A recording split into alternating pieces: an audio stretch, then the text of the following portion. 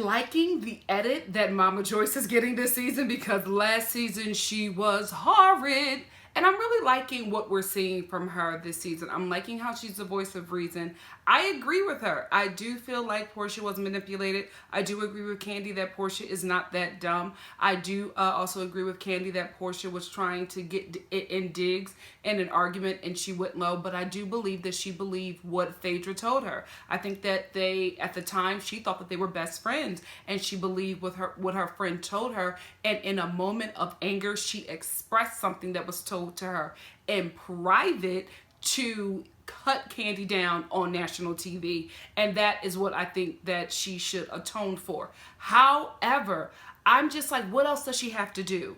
Like, how many times does she have to apologize? What does she, like, she has to get in front of all the girls and apologize. Then she has to apologize to Candy again. But every time she apologizes, you guys still humiliate her. You still take digs at her. So what, I feel like Candy gets herself riled up again because she has talked about the situation to so many people. So she can't go back and be good friends with Portia all over again, or even be cordial with her after she done talk crap about her, because although you may forgive somebody, the people in your life don't. And I feel like her mom is just like, get over it. I don't like how you're portraying this situation out, because I do believe a bit of Portia, and I don't want you to, you know, take this nasty edit, which is what Candy is starting to take on by holding on to this grudge. Now, you don't have to forgive people in a time limit that other people feel comfortable with. If you are hurt, yes, you do need to do the healing on your own time.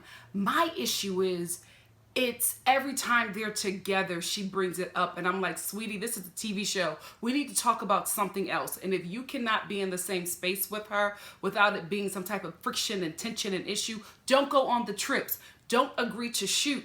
We want to see you guys come together and do something completely new and different. We already lived through last season. Please, let's move on. I am in no way saying that she has to take that pain and keep on going. I'm saying, for the sake of the TV show, please give us something fresh. Please give us something new. I am sick and tired of the fact that you and this girl still has beef, because she keeps on apologizing and it's not good enough. Y'all have her apologizing so many different kind of ways that I'm starting to feel bad for her, and I think she's wrong.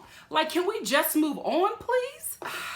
Okay, so this whole Nene and Kim and Brielle drama, here's my thoughts on this, right?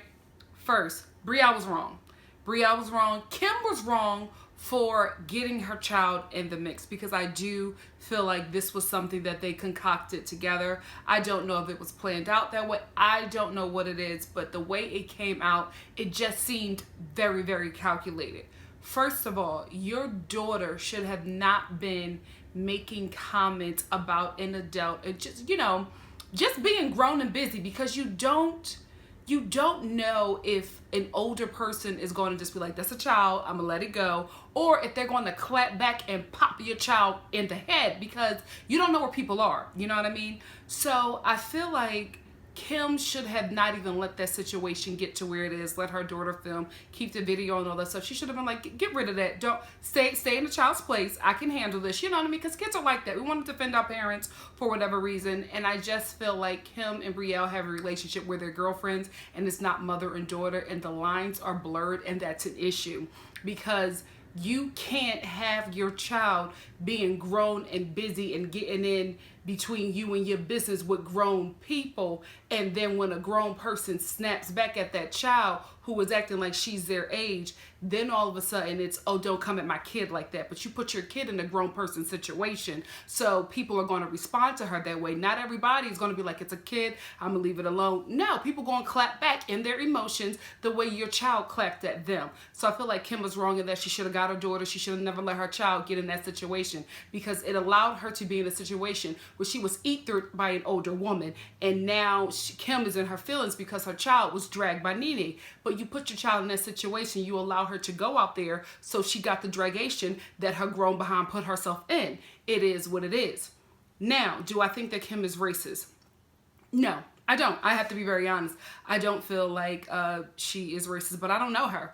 You know what I mean? Does she do things that are very questionable to make me go, Okay, is there something in there? Absolutely. I do feel that from the things that she has said from that husband. I'm telling you, if you've been watching my reviews from the beginning of this show, that husband gives me something like one of the mothers at my church always says. He seems like he got a hood in his trunk. It is what it is. Croy gives that off to me, and I could be wrong, but that's what he gives off to me. And I feel like they have coded language in that home where they say certain things, and also they're white people from the South. I have friends who are from the South, and the way they tell me how they grew up and the things that were said to them or whatever, they just have a different mentality of how it is. I'm not saying that the North is better, but I'm just saying that kind of outwardly racism is not tolerated where I'm from.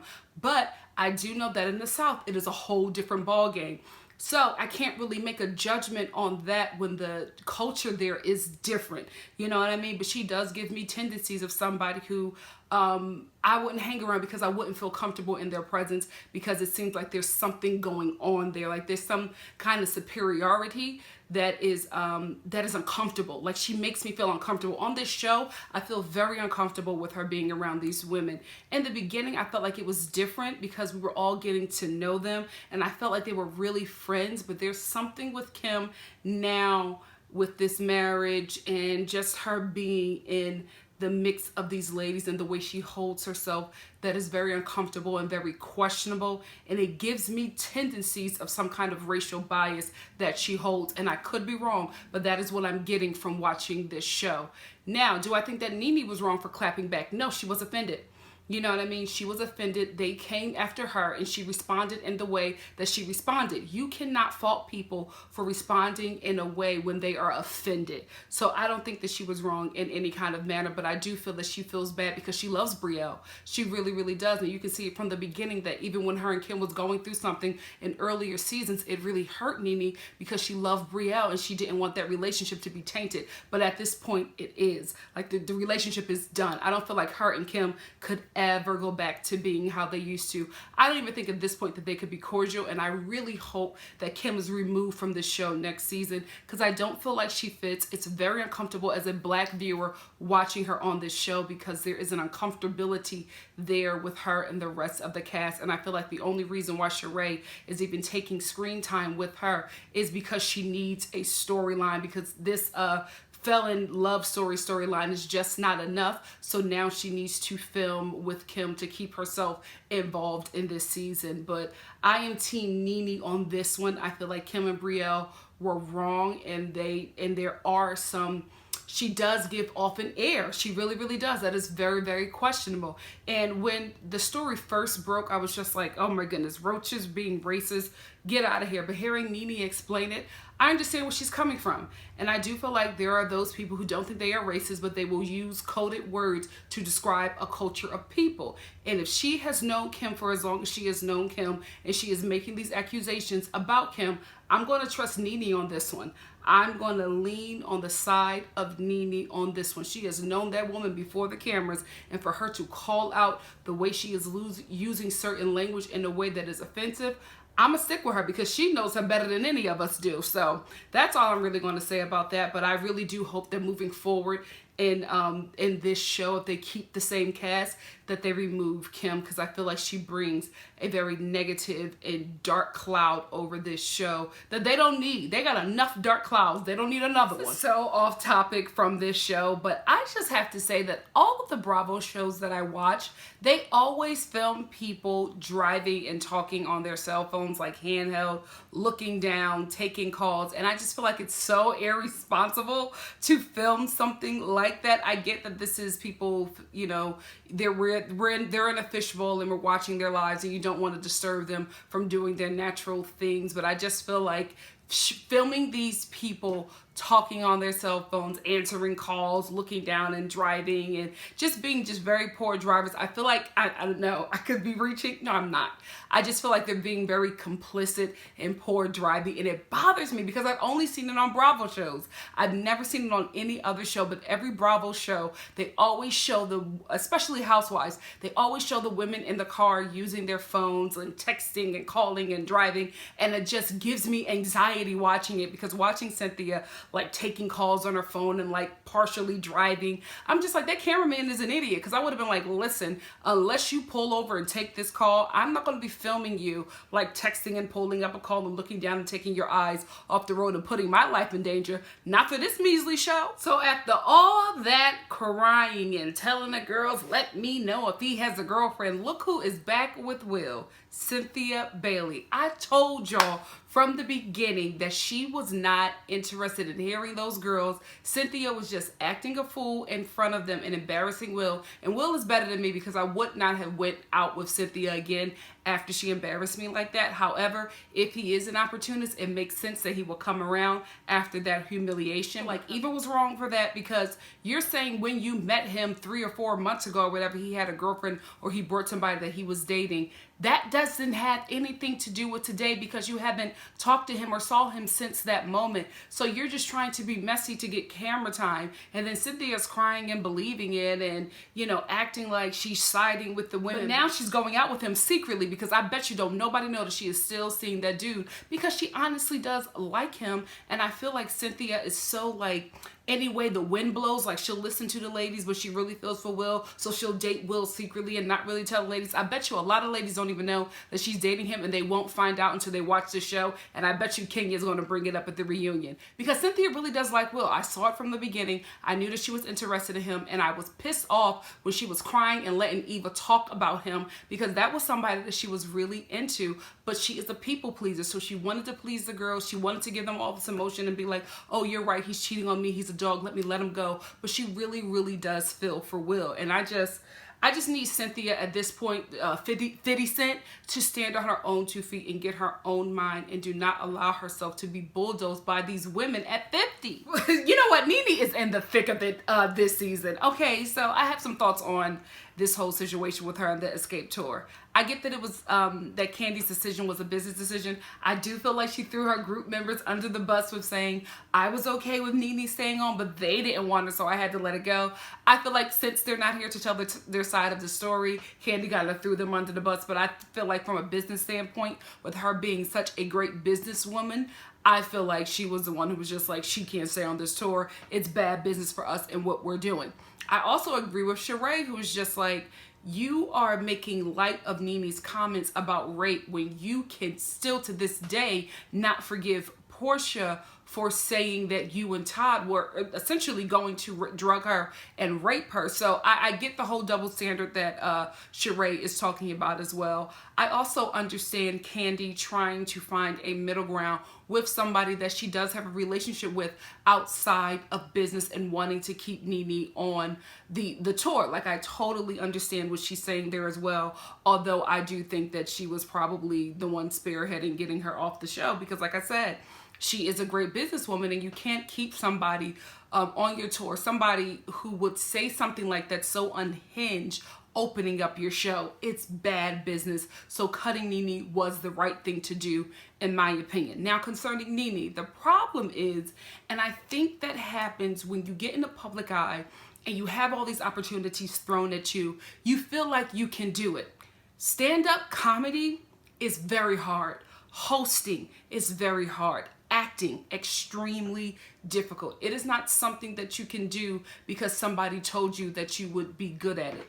I, for one, do not think that Nene is a stand-up comic. I do not think that she is a comedian. I do think that she is somebody who is naturally funny. That is very different. There are a lot of people who are naturally funny, who train in an art form and perfect it, and then they, you know, are able to have the title of stand-up comedian or actor or writer or there are some people who are very good at dancing, right? But they get the training to be able to work in that field professionally. Nene does not have the training. Somebody just told her she was funny and put her on the stage. If you are trained in stand-up, if you are taking courses, if you are out there in the clubs writing jokes, working audiences, you know how to deal with the heckler. You know what I mean? I get that the lady told her to go kill herself. That is something you have to deal with when you're doing live shows, when you're doing stand-up, when you're doing improv comedy. Those things happen. I have been at shows and people have yelled racist things. People have yelled sexist things. But because I have been training for this for my entire life, I know how to deal with hecklers. I don't respond negatively. I move on with my performance, and I let the arena or wherever I'm performing handle that heckler. You do not address somebody who is unhinged, who is probably intoxicated, who is probably angry. You don't know the state of those people who are coming, the mental state of the people who are coming to see your show.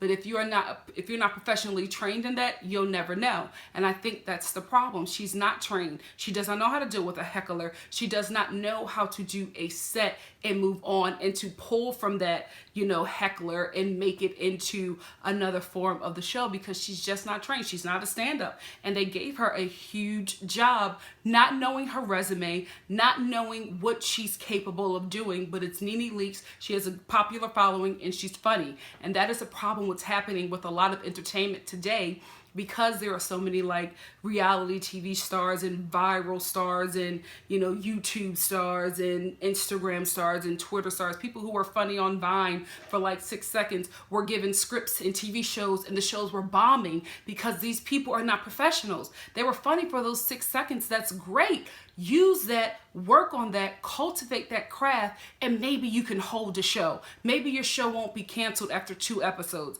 And I think that's the issue here. Nene is naturally funny. She's just not trained, and she did not know how to handle that heckler. And this is why she's having the situation that she's handling now, because although she's naturally funny, she's not a trained stand-up. And I'm not saying that you have to go to a college and take courses. I mean, there are tons of things that you can do, especially if you want to do stand-up. You can take classes, you can train in certain courses, and you can mentor under a stand-up. But the best thing to do if you want to be a stand-up comic and you want to be successful at it, you got to start working the bottom of the barrel, working them shows, working them clubs, working, all kinds of shows so that you can get that experience. And Nene is going to learn from this experience. I hope she starts mentoring under somebody and training under somebody if this is what she wants to do, because you're going to deal with this again, and you can't shoot back at a heckler that you want them to get raped, because you won't get booked again.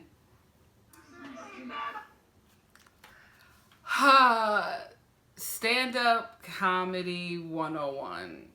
Read the room, know your audience, research where you're going. So Nene tells this Uber joke in the Bay Area where Uber originated, and it pissed a lot of people off. You gotta do your research, you know what I mean? Like, you can't do a show in Philadelphia and talk about how much you hate the Eagles. Like, you know what I mean? Like, you got to do your research. So, I mean, it's a hurt piece that she's going through this, right? But she's gonna learn. And if this is something that she wants to continue to do and be good at, I think that she'll get better from here, because I bet you her next show, she's going to research where she's performing. She's going to read that room. She's going to learn, the good things about that place, what the place is famous for, and really get to, learn the area so that you can do some jokes that really take you, above and beyond. So, I mean, I feel bad for Nene, but it's just a learning piece. Like, if this is something that she wants to continue to do, she's going to learn from this and be so much better. But it is really sad to see her break down like this. And I do feel like Kim had something to do with it, because I feel like out of all the relationships on the show, I always felt like Kim and Nene were the real deal. I felt like they were best friends, and it was unfortunate to watch a friendship that I believe was real fall apart on national TV. And I think although she wants to keep this very strong front, she's hurt by somebody who she considered one of her best friends, and that takes a toll and everything, you know what I mean? So you responded back to that Uber person or whoever who told you to kill yourself, but you were really responding to Kim because you were hurt, and out of that hurt, that nastiness came out. So I do feel like Kim is in the mix of Nene being so snappy at that show. I do feel like that was a contributing factor, because Kim is somebody that she loves. You can't just stop loving somebody who was your best friend, or stop loving somebody who you loved and had a really great time with. It takes time. And I felt like maybe she felt like they were getting to a better place, and then things started happening again, and then Brielle came after her. So she was hurt. She was hurt by a lot of things, and hurt people. And she performed in a place of that hurt, and it didn't go well for her. But I think she's gonna do well after this if she learns from it. If she learns from it, she's gonna soar. So Candy has a sit down with Kim, who arrives hours late to their meeting, and she's dropped off by Croy, who is not too far at Costco shopping because he's always like within earshot to save his snow queen. Anyway, Candy is in her confessional talking about how she let Tardy for the party go. She's moving on. And then Kim is just like, even though Candy cost me $40,000 in lawyers, I'm going to move on and let it all go with Tardy for the party and just move on. She cost you $40,000 in lawyers because you wouldn't pay her a portion of the $3 million that you made off of Tardy for the party. Kim is garbage. She is trash. And it bothers me that Candy has been so cordial with her for so long, but let any of them other black housewives say something to Candy, she's ready to fight. But Kim took $3 million from that woman, or a portion of that $3 million from her, didn't give her a dime, and Candy put her whole behind in that, and she gave her nothing. And Candy has been so like cordial and cool and oh hey, and even making the first move and just saying, hey, I just wanted to say hi. But let a sister do something to Candy, she ready to fight. That's my problem, and I feel like it happens within the black community. And I'm not saying it doesn't happen in other communities, but it bothers me within my community, especially within the women, not all, but there are some, and it's a representation of this show, where some black people are just so mean and harsh to other black people, but will not do the same or give that same kind of aggression to their oppressors. And that's as deep as I'm going to get on this on this review. But I've noticed it within this show, and I've noticed it with Candy. She is very different with white people than she is with black people on this show, and it's something that I had picked up in her throughout her seasons on the show. And again, I think it might be a Southern thing, so I'm gonna step out of that because I'm not of that culture, but I just feel like she's very docile with white people and very aggressive with black people. I could be wrong, but that has just been my interpretation, just my observation watching her on this show. So I feel like this conversation between Candy and Kim, I feel like Candy was put up to this by producers who are, in my opinion, annoyed that Kim does not do anything outside of Croy. And because, you know, normally if they're driving somewhere, if the women are drinking, they normally get drivers for them so that the women do not have to drink and drive, so they don't drink and drive. They do have transportation for the women to get from one, you know, shooting location to the next. So Croy is not needed, but Kim insists. And it's also rumored that she brings him to stuff as her bodyguard so that the women don't get close. And I feel like a lot of the women, or it's been said that a lot of the women on the show are annoyed by that and feel offended that she feels like she needs a bodyguard to be in this group that is violent. So I feel like this conversation between Candy and Kim is producer prodding, because I don't feel like Candy really cares, and I kind of feel like she's been set up to be the voice of, you know, production concerning Kim and Croy. So this conversation went way left.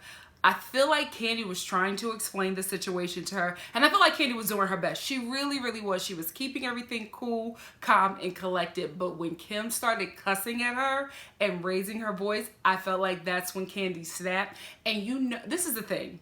I like Candy. I did not like her being on this show because in my mind, I had her in a certain place, and I did not have her as a reality star. To me, she is a 90s icon. She is somebody who was a part of my childhood, part of the shaping of it, and I really appreciate her contribution to, you know, my life, you know, the 90s, American history, to be quite honest with you. Like, her role, Escape's role, period, is very, very important, especially in music. And, you know, there are so many, like, she has like a ton of songs from back in the day that I listen to, and there's a moment, there's a memory. It's good, right? So I didn't want her on the show because I had her in a certain space, right? And that's why it was very hard for me to review the show in the beginning, because I never wanted to critique somebody that I held to such a high standard. But I got over that, and I'm here, right? What I will say is Candy has been consistent in this aspect of being somebody who is, she has her ways, we all do, right? But she does have her ways that I do not like. But Candy, to me, is a very sweet person, and I do not feel like she likes confrontation, which is why there are a lot of people who come to bat for her, because she's not a confrontational person, and I can relate to that. How I know that confrontation is not something that she likes to do, is because when she started going there with Kim, when her feelings got hurt, her voice started to shake. And that happens to me because what is happening is her body is rejecting the rage that is spewing from her because it is not her norm. So her body is like trying to control it because she's the type of person like myself who doesn't like to go there, but she was forced there by Kim's negativity. And that's why I kind of feel bad for her, because I do feel like she was put up to have this conversation, and now she's being poked and prodded by somebody who was a fire starter, and it's just not a good look. And I feel so bad for her because she is fighting it. Like, the voice is shaking, she can't really get her breath together. It's just not who she is. She does not like to do it, which is why she has an army of people who protect her from people who might harm her, because it's just not her norm. And I get it and I understand, but I just feel so bad for her in this scene because I know what she's dealing with right now. So they eventually work their way back, and they are able to come to a conclusion that they're not going to rehash any old drama. And there was not any apologies, I think, that really happened, but they were just able to move past everything that had just happened. It was really weird to me that Kandi got so heated, but was able to like be very chill at the end with Kim, probably because she's white. I'm sorry. I just feel like she deals with white people differently.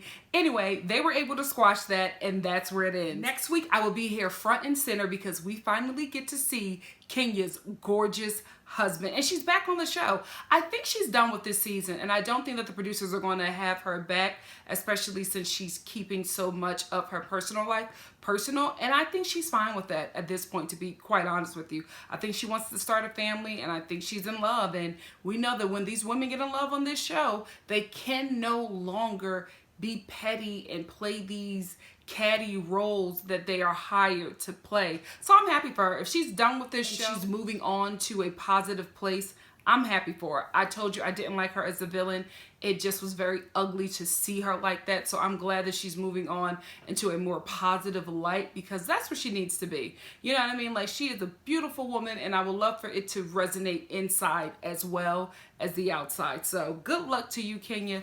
I hope that you get everything that your heart's desire, because why not? You deserve it. We all deserve love, happiness, light, and whatever.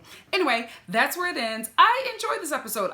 The one thing I enjoyed the most was Mama Joyce. I really love this new look that she is putting on. I'm not saying that I love the fact that she's defending Portia, but I love that she's finally a voice of reason in Kandi's clique. I don't feel like that Kandi has anybody in her community that really speaks positive and really helps catapult her forward. I feel like everybody just says what she wants to hear and creates such a dark, create such a darkness around her because they're yes men. And I feel like her mom was playing in the mud with that last season, but this edit that she's giving off this season, I can rock with it. And that's where I want to see the moms or the older women on this show. That's where I want to see them be. I want to see the older women on this show being the voice of reason, being the wisdom, being somebody who has lived through the petty mess with girlfriends and just life, and is able to see farther ahead and wants the girls to move in the right direction. And so I'm hoping that she stays this way, because I think it's a good look for her, and I think it's a good look for Kandi as well, to not have your mom be dragged every Sunday your show is on TV. You know what I mean? So anyway, what did you think about this episode? Let me know in the comments section below. Sorry, I live next to a train. Let me know what you think about it in the comments section below, and I will see you for the following episode of The Real Housewives of Atlanta. Bye, guys.